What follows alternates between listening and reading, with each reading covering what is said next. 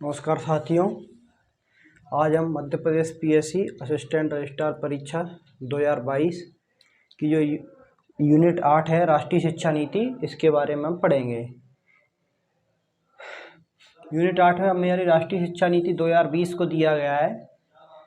यह राष्ट्रीय शिक्षा नीति 2020 से पहले 1986 और 1968 में एक बार आ चुकी है। अगर यहाँ पर सबसे पहला प्रश्न बनता है कि सबसे पहले राष्ट्रीय शिक्षा नीति कब आई थी, तो हमारी सबसे पहली वाली राष्ट्रीय शिक्षा नीति आई थी वो 1968 में आई थी। वही 1968 में 8 और 6 को आगे पीछे कर देंगे तो हमारी दूसरी जो राष्ट्रीय शिक्षा नीति आई थी वो 1986 में आई थी। उसके बाद जो नई शिक्षा नीति आई है वो कब आई है? 2020 में। इस शिक्षा नीति के अंतर्गत हमें क्या क्या पढ़ना है, इन्होंने हमें पॉइंट वाइज दे रखा है। दृष्टि एवं संकल्पना, उसके बाद है औपचारिक एवं दूरस्थ शिक्षा, फिर व्यावसायिक शिक्षा, इसके अंतर्गत है तकनीकी, विधि, चिकित्सा, कृषि एवं सामान्य शिक्षा, और फिर मूल्य आधारित शिक्षा, उसके बाद कौशल विकास, नीति एवं प्रशासन। सिर्फ हमें इन्हीं 5 पॉइंट के अंतर्गत पढ़ना है। दृष्टि एवं संकल्पना, औपचारिक एवं दूरस्थ शिक्षा, व्यावसायिक शिक्षा के अंतर्गत कौन सी है? तकनीकी, विधि यानी लॉ की, और चिकित्सा मेडिकल एजुकेशन, कृषि एग्रीकल्चर, सामान्य शिक्षा। उसके बाद मूल्य आधारित शिक्षा, और नेक्स्ट है कौशल विकास, नीति एवं प्रशासन। सबसे पहले हम देखते हैं इसके इम्पोर्टेंट पॉइंट क्या क्या है। राष्ट्रीय शिक्षा नीति, जो इस शिक्षा नीति की घोषणा हुई थी वो हुई थी हमारी 29 जुलाई 2020 को। पहला पॉइंट याद करने वाला है, 29 जुलाई 2020 को राष्ट्रीय शिक्षा नीति की घोषणा की गई कि कस्तूरी रंजन कमेटी के आधार पर। किसके आधार पर? ये कस्तूरी रंजन कमेटी के आधार पर। अब 2020 से पहले कौन सी शिक्षा नीति हमारे यहाँ पर लागू हुई थी? तो ये 1986 वाली शिक्षा नीति लागू हुई थी। उसके बाद यहाँ पर 2020 की आई है। तो यहाँ पर सबसे पहला कौन सा राज्य जिसने राष्ट्रीय शिक्षा नीति को लागू किया है? तो कर्नाटक भारत का पहला राज्य जिसने राष्ट्रीय शिक्षा नीति को लागू किया गया है। अब यहाँ पर इसके मुख्य तत्व देखते हैं, यहाँ पर इम्पोर्टेंट पॉइंट क्या क्या है। तो इम्पोर्टेंट पॉइंट में है कि हमें शिक्षा के व्यय को जीडीपी के 6% तक ले जाना है। अभी कितना है? लगभग 4.7% एजुकेशन में हम जीडीपी का व्यय करते हैं। तो यहाँ पर हम कितना ले जाएंगे? इसको 6% तक लेके जाएंगे।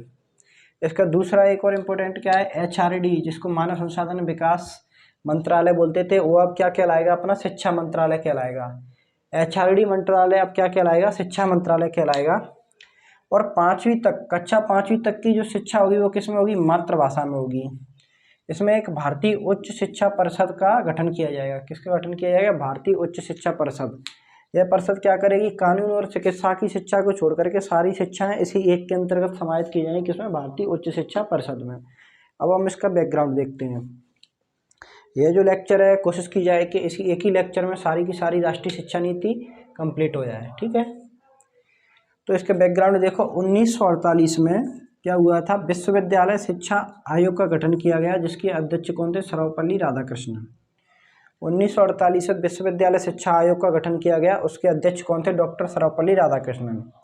उसके बाद कोठारी आयोग का गठन हुआ 1964 और 66 के बीच में। 1964 से 66 तक कोठारी आयोग चला था, जिसने अपनी रिपोर्ट दी कोठारी आयोग ने। उसके आधार पर 1968 में राष्ट्रीय शिक्षा नीति का प्रस्ताव पारित हुआ था। फिर उसके बाद क्या होता है? 1985 में एक दस्तावेज प्रस्तुत किया जाता है जिसका नाम था शिक्षा की चुनौती। अब इस दस्तावेज के आधार पर सभी एनजीओ, संगठन, सभी मंत्रालय, मतलब सदन, हर व्यक्ति की पूरे देश से राय मांगी है कि क्या है। तो इसमें क्या हुआ? सभी लोगों ने अपनी राय दी। उसके आधार पर 1986 में नई शिक्षा नीति का गठन हुआ। यह शिक्षा नीति किस आधार पर थी? तो यह शिक्षा नीति थी 10+2+3, यानी कि 10वीं करो, फिर 10+2 यानी 12वीं करो, उसके बाद 3 साल की ग्रेजुएशन करो। इसके आधार पर थी कौन सी? 1986 वाली शिक्षा नीति। वर्तमान में जितने भी लोग पढ़ के आ रहे हैं वो सारे के सारे इसी शिक्षा नीति से। हमने 10+2 किया है, 12वीं पास की थी तो उसको 10+2 बोलते थे, तो उसी के आधार पर ये है। इसमें 1992 में संशोधन भी हुए थे थोड़े बहुत। अब देखते हैं राष्ट्रीय शिक्षा नीति 2020। यह नीति किस पे आधारित है? 10+2+3 पे। यहाँ पर याद रखने वाली बात है, यह 10+2 की जगह पे क्या है? 5+3+3+4। 10+2 की जगह पे क्या है? 5+3+3+4, यानी कि जो शुरू की 5 साल होंगी उसमें स्टार्टिंग के 3 साल तो होंगी किसमें? प्री प्राइमरी, यानी कि जो हम बोलते हैं ना एलकेजी यूकेजी, इस टाइप से होगी प्री प्राइमरी की क्लास। उसके बाद जो अगली बची हुई 2 साल में होगी कक्षा 1 और 2। शुरू की 5 साल में 3 साल तो प्री प्राइमरी रहेगी, और उसके बाद क्लास 1 और क्लास 2। उसके बाद नेक्स्ट जो 3 साल है उनमें कौन सी हो जाएगी, 3, 4 और 5। कक्षा कौन सी 3, 4 और 5। फिर अगली 3 साल 8th में कौन सी होगी, जो मिडिल क्लास रहती है, मिडिल स्टेज 6 से 8 तक, 6, 7, 8। और उसके बाद लास्ट 4 साल, इन 4 साल में क्या है, 9 से 12। कक्षा 9, 10, 11, 12। अब देखो फिर से देखो इसको, 10+2 की जगह पर आएगा 5+3+3+4, जिसमें 5 साल में क्या होगा, पहले की 3 साल होगी प्री प्राइमरी की, उसके बाद अगली 2 साल होंगी कक्षा 1 और 2 की। उसके बाद हम वहाँ पे आएंगे 3 में, अगली 3 कौन सी होंगी, कक्षा 3, कक्षा 4, कक्षा 5, यानी कि कक्षा 5वीं तक पढ़ाई होगी 5+3। उसके बाद हम आएंगे अगली 3 में आएंगे अपनी कक्षा 6, 7 और 8। फिर उसके बाद बची हुई 4 साल, में 9, 10, 11 और 12। तो इन 4 साल में क्या इंपॉर्टेंट है यहाँ पर देखना, जो हम पहले जो सब्जेक्ट चूज करते थे विषय, वो कक्षा 11 में जाके विषय बदलते थे। यहाँ पर कब कक्षा 9 में ही विषय ले लिया जाएगा, जैसे विषय हम सिलेक्ट करेंगे वो कक्षा 9 में हो जाएगा। समूह, सब्जेक्ट ग्रुप, समूह का चयन करना वो कहाँ पे हो जाएगा, कक्षा 9 से ही। यहाँ पे और इम्पोर्टेंट बात है क्या है, कक्षा 1 और 2 में सिर्फ गणित और भाषा को महत्व दिया जाएगा। किस किस को, गणित और भाषा को। उसके बाद कक्षा 4 और 5 इसमें लेखनी पर जोर दिया जाएगा, लिखना सिखाया जाएगा। कब, कक्षा 4 और 5। ऐसा इसलिए क्योंकि बच्चे इससे स्वतंत्र रहें, उनकी सोचने की क्षमता बढ़ती रहे और रटंत विद्या से हम मुक्ति पा सकें। उसके बाद यहाँ पर क्या है, देखो संगीत, खेल, योग जैसे विषय हैं ना, वो पहले क्या है, ऐच्छिक थे, अब उनको क्या किया जाएगा, मुख्य पाठ्यक्रम का हिस्सा बना दिया जाएगा। क्या क्या, संगीत, खेल, योग। यानी कि इस शिक्षा नीति का मुख्य उद्देश्य है कि बालक का सर्वांगीण विकास करना। अब इसमें जो समूह की बाध्यता है वो खत्म कर दी जाएगी। समूह की बाध्यता कैसे है, अगर सपोज करो मैंने ले लिया क्या, साइंस ग्रुप। अब साइंस ग्रुप में 2 सब्जेक्ट, या तो क्या लूँगा मैं, मैथ लूँगा या बायोलॉजी लूँगा। तो मैथ के अंतर्गत मेरे पास मैथ लिया तो मैंने फिजिक्स और केमिस्ट्री गिफ्ट में आ गया पढ़ने के लिए। अगर मैं बायोलॉजी लेता हूँ तब भी फिजिक्स और केमिस्ट्री गिफ्ट में पढ़ने पड़ते हैं, यानी कि ये पढ़ना ही पढ़ना है। अब ऐसा नहीं होगा, अब क्या होगा, एक तरफ मैंने मैथ ले लिया, दूसरी तरफ मैंने हिस्ट्री ले ली। यानी कि मुझे मैथ के साथ मुझे संस्कृत पसंद था, तो मैंने एक मैथ ले लिया, एक संस्कृत ले लिया, तो ये सब चलेगा। यानी कि कहीं से भी कोई सा भी सब्जेक्ट उठा के पढ़ लो जो अपना क्या इंटरेस्ट हो। ठीक है। यहाँ पर क्या है, भारतीय उच्च शिक्षा आयोग का गठन किया गया। उसमें कानूनी और चिकित्सीय शिक्षा को छोड़कर, पता है, कानूनी चिकित्सा के लिए लॉ आयोग अलग से, और चिकित्सीय शिक्षा के लिए वो ICMR, Indian council of medical research, इस टाइप की चीज़ें अलग अलग रहेंगी। देखो यहाँ पर एक चीज़ और है, एमफिल, जो एमफिल है उसको हटा दिया गया है।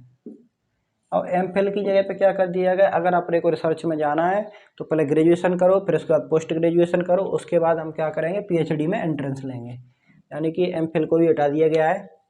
उसके बाद शिक्षक प्रशिक्षण पर जोर, यानी शिक्षकों के प्रशिक्षण पर जोर दिया जाएगा। अगर शिक्षक अच्छे होंगे तो देश का भविष्य भी और अच्छा होगा, क्योंकि वहाँ पर हमें अच्छे स्टूडेंट मिल जाएंगे।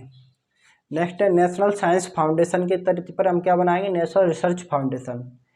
ये जो रिसर्च फाउंडेशन है किस लिए बनेगा, ये PhD करने के लिए, या जो रिसर्च में अपनी क्या है, पेटेंट बहुत कम है देश में, रिसर्च के लिए बहुत कम लोग आते हैं, इसलिए हम क्या करेंगे, नेशनल साइंस फाउंडेशन के तर्ज पर नेशनल रिसर्च फाउंडेशन की स्थापना करेंगे। अब देखो एक चीज़ और होती है, जैसे हम ग्रेजुएशन करते हैं तो ग्रेजुएशन में ज़्यादातर लोगों के साथ क्या होता है, किसी की नौकरी लग जाती है, किसी की नौकरी लगती तो कोई धंधा स्टार्ट कर देता है, कोई अगर कोई मतलब खुद का व्यवसाय स्टार्ट करने लगता है तो वहाँ पर वो क्या है, उसका काम खराब हो जाता है। यानी कि जैसे किसी ने पहली साल कर ली तो आगे की 2 साल नहीं की तो उसको क्या डिग्री नहीं मिलती है।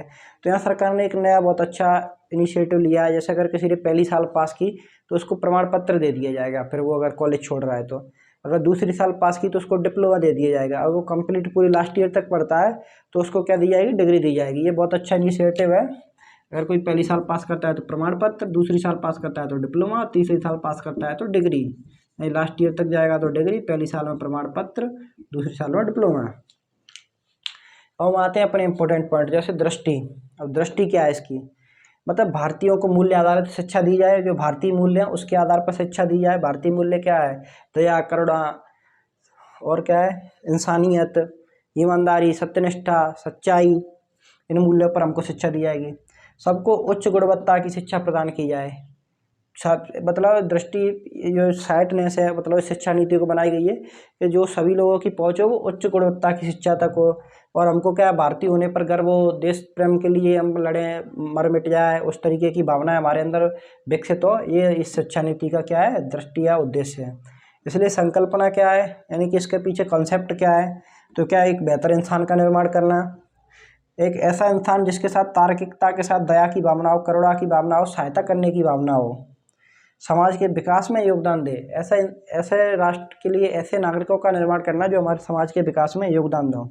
उसके बाद रटंत विद्या फलंत नाम, यानी कि रटी गई विद्या फलाभूत नहीं होती, यानी रटंत की जगह पे जो रटने वाली अवधारणा है उसकी जगह पर क्या कॉन्सेप्ट डेवलप किए जाएं, यानी कि व्यक्ति के अंतर्गत मौलिक सोच विकसित की जाए जिसमें वो रटने की चीज़ें छोड़ करके अवधारणात्मक ज्ञान प्राप्त करे।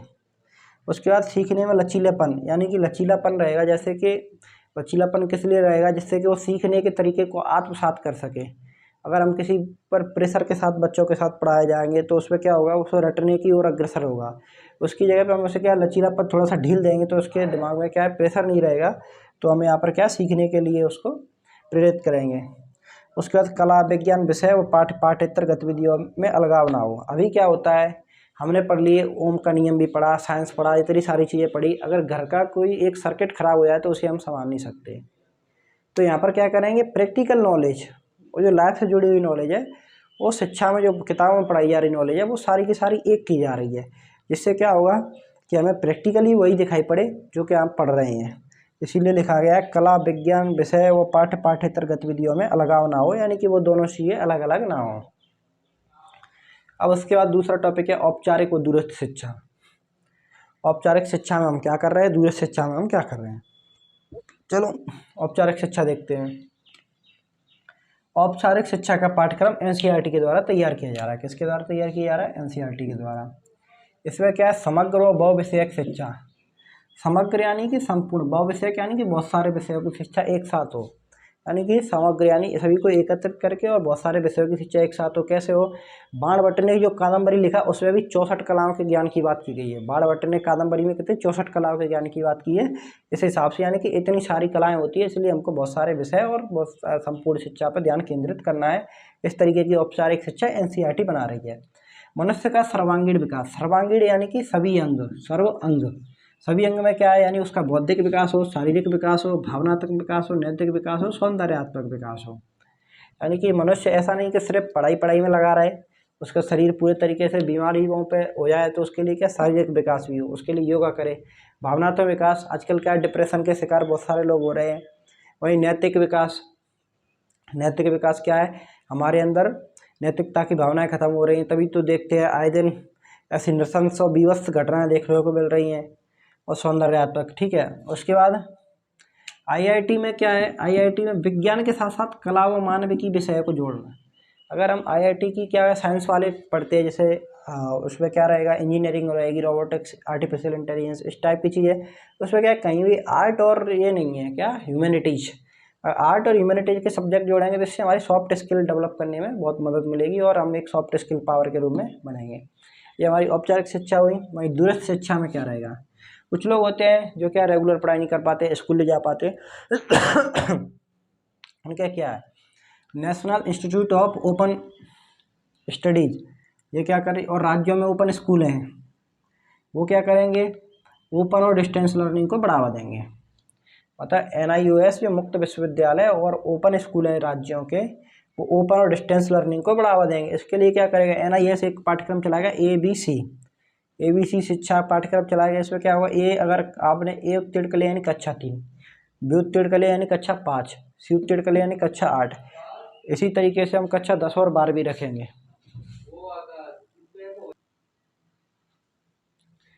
उसी तरीके से हम यहाँ पर 10वीं और 12वीं वाले छात्रों को क्या है, कौशल विकास वाली शिक्षाएं दी जाएंगी इसमें। और राज्यों के ओपन स्कूल स्थानीय भाषा में रहेंगे। ये तो क्लियर ही है, क्योंकि ज़्यादातर यहाँ पर स्थानीय भाषा पर फोकस है, क्योंकि जो भाषा हम बोलते हैं समझते हैं उसी भाषा में हमारा दिमाग रिसर्च में बहुत आगे जाएगा, ठीक है, क्योंकि मौलिक सोच होती है। अब हम देखते हैं व्यावसायिक शिक्षा। व्यावसायिक शिक्षा में क्या क्या है, तकनीकी, विधि, चिकित्सा, कृषि, सामान्य शिक्षा। पहले हम व्यावसायिक शिक्षा की क्या है इंपॉर्टेंट पॉइंट पढ़ते हैं। देखो, माध्यमिक स्तर तक क्या दी जाएगी, शारीरिक शिक्षा, कला, शिल्प, व्यावसायिक विषय चुनने का अवसर होगा। यानी कि माध्यमिक स्तर में ही हमें क्या है, शारीरिक शिक्षा के साथ साथ कला, शिल्प, व्यवसायिक जो भी विषय होंगे वो चुनने का अवसर दिया जाएगा। कक्षा 6 से 8 में क्या है, कौशल या शिल्प, बढ़ईगिरी, बिजली का काम, धातु कर्म, बागवानी, मिट्टी शिल्प, ये सारे के सारे काम कक्षा 6 से 8 के बीच में सिखाए जाएंगे। क्या क्या, बढ़ईगिरी का काम, बिजली का काम, धातु कर्म का काम, बागवानी, मिट्टी के शिल्प। और यहाँ पर क्या होगा, एक 10 दिवसीय बस्ता रहित पीरियड का आयोजन किया जाएगा। 10 दिवसीय बस्ता रहित, इसमें क्या होगा, स्थानीय कारीगरों के साथ 10 दिन के लिए छात्र रहेंगे और क्या कला सीखेंगे, जो हस्तकला वाले काम रहते हैं। जैसे इसमें क्या क्या, बढ़ई के साथ रख दिया, जो बिजली काम कर रहा है मिस्त्री उसके साथ रख दिया, जो मेटलर्जी यानी कि धातुओं को मिश्र धातु ऐसे काम बना रहा है, जैसे लोग क्या बोलते हैं उसे, एल्बोरियम और गन मेटल, ये सारी चीज़ें। उसके साथ बागवानी और मिट्टी शिल्प यानी मिट्टी के बर्तन। वहीं कक्षा 6 से 12 के बीच में क्या होगा, छुट्टियों में व्यवसायिक कौशल का अवसर दिया जाएगा। कक्षा 6 से 12 के बीच में जो छुट्टियां रहती हैं 2 महीने की, उनमें भी व्यवसायिक कौशल को सीखने का अवसर दिया जाएगा बच्चों को। और भारत के ज्ञान का प्रस्ताव रखा है, यानी कि भारत का परंपरागत ज्ञान। हमारा जो भारतीय परंपरागत ज्ञान है वो बहुत ज़्यादा समृद्ध है। इस ज्ञान के लिए तो जो विदेशी, जो पूर्वी पश्चिमी देश हैं, अमेरिका वगैरह, वो क्या करते हैं, हमारे यहाँ के आदिवासी समुदाय से संपर्क करते हैं, उनको कुछ पैसे देते हैं, उनके साथ रहते हैं और उनसे क्या है, ये लोकल ज्ञान इकट्ठा कर ले जाते हैं और वहाँ से उसकी दवाइयाँ बनाते हैं और उसका पेटेंट खुद के नाम पे करवा लेते हैं। रियल में वो किसकी संपत्ति है, भारत की संपत्ति है, परंतु हम भारतीय उसका फ़ायदा नहीं उठा पा रहे क्योंकि हमारे पास ऐसी शिक्षा पद्धति नहीं है। परंतु हमें यहाँ पर ध्यान दे रहे हैं, भारत के ज्ञान का प्रस्ताव रखा है, यानी परंपरागत ज्ञान। इसमें क्या हुआ, आदिवासी ज्ञान, कला, कृषि के परंपरागत ढंग, स्वदेशी चिकित्सा, खगोल विज्ञान, योग, वस्तु, इस सब पर ध्यान दिया जाएगा क्योंकि योग हमारा खुद का है। खगोलीय वेधशालाएँ बहुत पुराने समय से ही, जंतर मंतर राजा जय सिंह के टाइम से ही दिख रही हैं। आदिवासियों का ज्ञान, क्योंकि आदिवासियों के पास कोई डॉक्टर नहीं रहते, फिर भी उनकी बीमारियां वहीं पर ठीक हो जाती हैं। कला, कृषि, ये सारी की सारी। उसके बाद स्टेम यानी कि साइंस, टेक्नोलॉजी और साइंस, टेक्नोलॉजी, मैनेजमेंट, इसके साथ साथ मानव की साइंस, टेक्नोलॉजी, इंजीनियरिंग और मैनेजमेंट, स्टेम यानी कि क्या क्या, विज्ञान, तकनीकी, अभियांत्रिकी और प्रबंधन, इसके साथ साथ मानविकी और कला की शिक्षा को ऐड किया जाएगा। एक मेरू कार्यक्रम होगा, multi subject education and research university, यानी IIT और IIM की तर्ज पर मेरू यूनिवर्सिटी बनेगी। कौन सी, मेरू। इनका काम होगा बहु विषयक शिक्षा एवं अनुसंधान विश्वविद्यालय, multi subject education and research universities. अब देखते हैं हम क्या तकनीकी के अंतर क्या हुआ है। इंजीनियरिंग, प्रौद्योगिकी, वास्तुकला, टाउन प्लानिंग, फार्मा और कैटरिंग सेक्टर, इन सब में क्या पेशेवर लोगों की मदद ली जाएगी और उनके आधार पर डिप्लोमा, डिग्री, पाठ्यक्रम बनाए जाएंगे और उनका संचालन किया जाएगा। ऐसा क्यों, जो पेशेवर यानी कि जैसे टाटा इंस्टीट्यूट है, विप्रो है और कौन सी है, TCS टाटा की अपनी, और ये क्या नाम है, रिलायंस है, इन लोगों को जैसे इंजीनियर की, जैसे हमारे यहाँ पे क्या इंजीनियरिंग करके लोग निकलते हैं, जो भी छात्र निकलते हैं, फिर भी वो कंपनियों के लिए क्या है, फेल रहते हैं। उसकी वजह क्या है, क्योंकि पाठ्यक्रम अलग है और वहाँ की इंडस्ट्री की डिमांड अलग है। तो जो पेशेवर यानी कि जो इंडस्ट्री की जो डिमांड है, उसी हिसाब से हम सिलेबस तैयार करेंगे और जैसे कि वैसे मैन पावर बना के देंगे जो डायरेक्ट काम में आए। ऐसा हम तकनीकी शिक्षा के अंतर्गत करना चाह रहे हैं। Biotech, nano technology, genomic, neuro science, artificial intelligence, इन सभी पर क्या हमारा फोकस रहेगा। इसके बाद आते हैं हम विधिक शिक्षा यानी कि लॉ पर, यानी कि वैश्विक स्तर के अनुरूप हमें क्या है, लॉ का ज्ञान है, अपने को वैश्विक स्तर के अनुरूप बनाना होगा। न्यायशास्त्र, विधि, विषय वस्तु के साथ साथ सामाजिक संदर्भों को भी जोड़ा जाएगा। वकील या न्यायाधीशों के लिए द्विभाषी पाठ्यक्रम बनाया जाएगा, अंग्रेजी के साथ साथ स्थानीय भाषा में। उसका चिकित्सा शिक्षा में नवीन चिकित्सा क्षेत्रों पर अनुसंधान, जैसे वैक्सीनोलॉजी, अभी जो कोविड-19 के समय पर हमने वैक्सीन के निर्माण किए थे। उसके बाद चिकित्सा के विभिन्न स्वरूप, एलोपैथिक, आयुर्वेदिक, यूनानी, सिद्धा, इन सबको एकीकृत किया जाएगा। जैसे कोई एलोपैथी का डॉक्टर है तो उसे आयुर्वेद की भी समझ होनी चाहिए, जिससे कि वो क्या, कुछ रोग ऐसे होते हैं जिनका इलाज एलोपैथी परमानेंटली नहीं होता, तो हो सकता है उसका इलाज यूनानी में हो, तो एक क्या बेसिक नॉलेज होगी तो हम वो दवाएँ दे सकते हैं। वहीं कृषि विश्वविद्यालय भारत के कुल विश्वविद्यालय का 9% है, पर यहाँ पर कुल नामांकन अनुपात कितना है, सिर्फ 1%।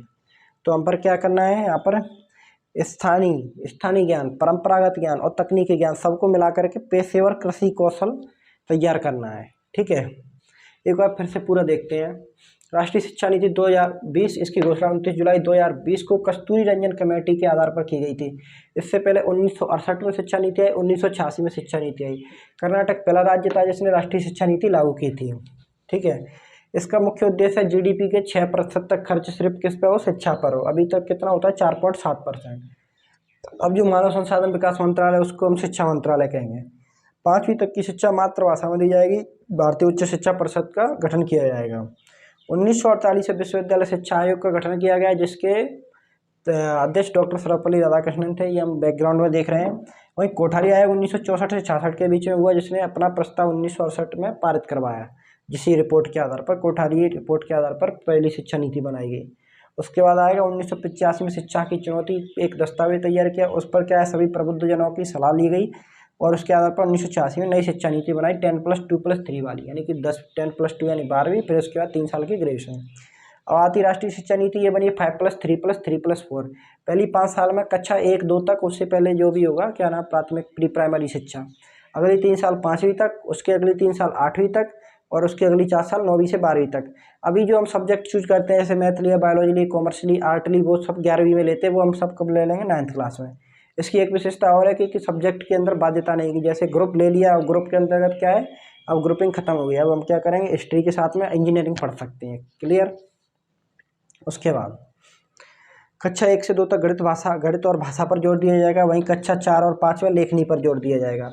अब संगीत, खेल और योग को मुख्य पाठ्यक्रम में शामिल किया गया है। अब ऐच्छिक पाठ्यक्रम नहीं है, समूह खत्म कर दिए।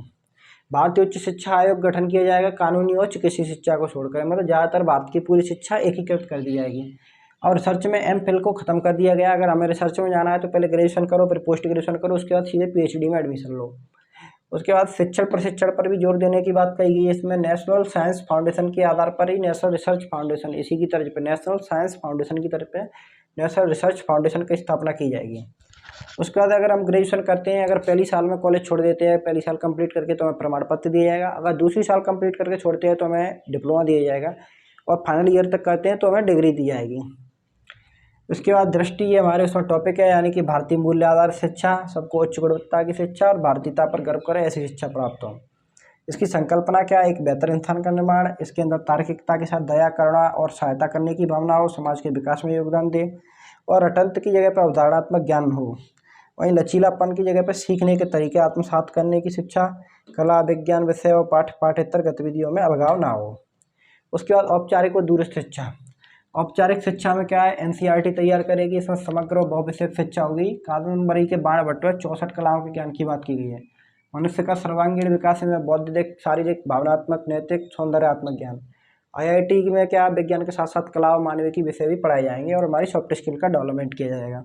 दूरस्थ शिक्षा में NIOS और राज्यों के ओपन स्कूल क्या, ओपन और डिस्टेंस लर्निंग को बढ़ावा देंगे। ये 3 तरीके के कोर्स चलाएंगे, A, B और C। NIOS A में कक्षा 3, B में कक्षा 5, C में कक्षा 8 और 10वीं 12वीं में कौशल की शिक्षा दी जाएगी। राज्यों के ओपन स्कूल को स्थानीय भाषा में रहेंगे। क्लियर। उसके बाद व्यवसायिक, तकनीकी, विधि, चिकित्सा, सामान्य। इस व्यवसायिक शिक्षा में क्या, माध्यमिक स्तर तक शारीरिक शिक्षा के साथ साथ कला, शिल्प, व्यवसायिक विषय चुनने का अवसर दिया जाएगा। वहीं कक्षा 6 से 8 में कौशल और शिल्प की शिक्षा दी जाएगी। इसमें बढ़ेगी बिजली का काम, धातु कर्म, बागवानी, मिट्टी शिल्प। एक 10 दिवसीय बस्ता रहित पीरियड का आयोजन किया जाएगा। इसमें क्या है, कारीगरों के साथ, जो हस्तशिल्प वाले लोग हैं उनके साथ में कक्षा 6 से 8 के बच्चों को रखा जाएगा। वहीं कक्षा 6 से 12 में जो बच्चे होंगे उनको क्या, छुट्टियों के समय में व्यवसायिक कौशल का अवसर दिया जाएगा सीखने का। भारत के परंपरागत ज्ञान पर आधारित शिक्षा का भी प्रस्ताव रखा है। इसमें हमारे आदिवासी लोगों का ज्ञान, कला का ज्ञान, कृषि के परंपरागत ढंग, स्वदेशी चिकित्सा, खगोल विज्ञान, योग, वास्तु आदि पर ध्यान दिया जाएगा। एक स्टेम यानी कि साइंस, टेक्नोलॉजी, इंजीनियरिंग और मैनेजमेंट के साथ साथ मानविकी व कला के विषय को जोड़ा जाएगा। वहीं एक मेरू कार्यक्रम चलेगा, जैसे हमारे यहाँ IIT और IIM है, उसी के आधार पर मेरू होगा, multi subject education and research university. तकनीकी शिक्षा में इंजीनियरिंग, प्रौद्योगिकी, वास्तुकला, टाउन प्लानिंग, फार्मा सेक्टर और कैटरिंग के साथ, इनके कैटरिंग आदि सेक्टर में पेशेवर लोगों से सलाह ली जाएगी। उसके आधार पर डिप्लोमा, डिग्री या कोर्सों का डिजाइन किया जाएगा और उसी के आधार पर कोर्स पढ़ाए जाएंगे। Biotech, nano technology, genomic, neuroscience, artificial intelligence, इन पर जोर फोकस किया जाएगा। और विधिक शिक्षा के अंतर्गत वैश्विक स्तर के अनुरूप शिक्षा का कोर्स किया जाएगा। न्यायशास्त्र, विधि विषय वस्तु के साथ साथ सामाजिक संदर्भ, इन पर ध्यान दिया जाएगा। वकील और न्यायाधीशों को द्विभाषी पाठ्यक्रम पर जोर दिया जाएगा, जिसमें अंग्रेजी और स्थानीय भाषा अनिवार्य है। वहीं चिकित्सा, इसमें नवीन चिकित्सा क्षेत्रों पर अनुसंधान जैसे वैक्सीनोलॉजी, चिकित्सा के विभिन्न स्वरूप जैसे एलोपैथी, आयुर्वेदिक, यूनानी, सिद्धा, इनको सबको एकीकृत किया जाएगा और एलोपैथी के साथ साथ इन डॉक्टरों को अन्य विषयों की भी समझ, जैसे एलोपैथी वाले को आयुर्वेदिक की समझ होना अनिवार्य है। वहीं कृषि में देखो 9% यूनिवर्सिटी है जिसमें 1% नामांकन होते हैं। इसको बढ़ाने के लिए हमें क्या स्थानीय परंपरागत और तकनीकी ज्ञान को जोड़ करके पेशेवर कृषि कौशल डेवलप करना है। अब यहाँ पर हमारे सिर्फ 2 टॉपिक बचते हैं, मूल आधारित शिक्षा, कौशल विकास नीति एवं प्रशासन। इनको भी हम देखेंगे।